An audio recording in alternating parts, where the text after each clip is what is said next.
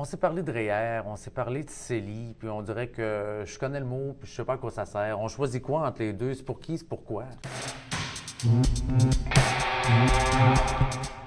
Ça va dépendre encore là d'un paquet de facteurs, là. Le REER, dans le fond, c'est un moyen qu'on a de placer des sous puis de recevoir un crédit moyennant le salaire qu'on va faire, mais cet argent-là va être à l'abri de l'impôt, si on veut, jusqu'à la retraite. Puis lorsqu'on va la décaisser, bien là, ils vont revenir chercher de l'impôt.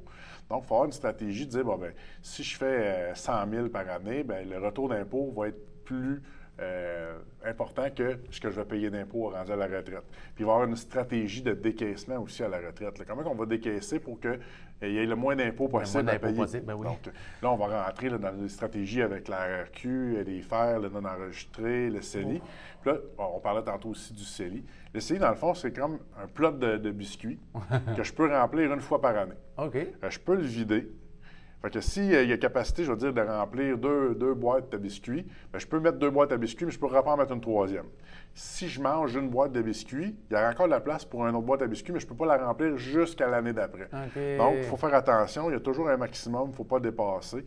Mais l'argent est toujours disponible. Donc, normalement, si on ne l'a pas placé à terme, ces sous-là sont disponibles, puis les gains ou ce qu'on a fait comme profit ne sera jamais imposé.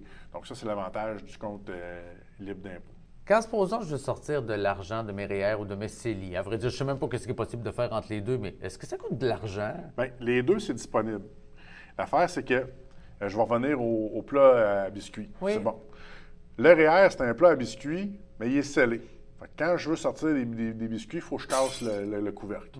Fait que ça va me coûter un couvercle de plus à chaque fois. Le couvercle, dans le fond, c'est l'impôt que le gouvernement va prendre. Le CELI, lui, le plat, lui, il rouvre puis il ferme, fait qu'on peut y jeter dedans comme qu'on veut, tant qu'il y en a, puis il n'y a pas d'impôt.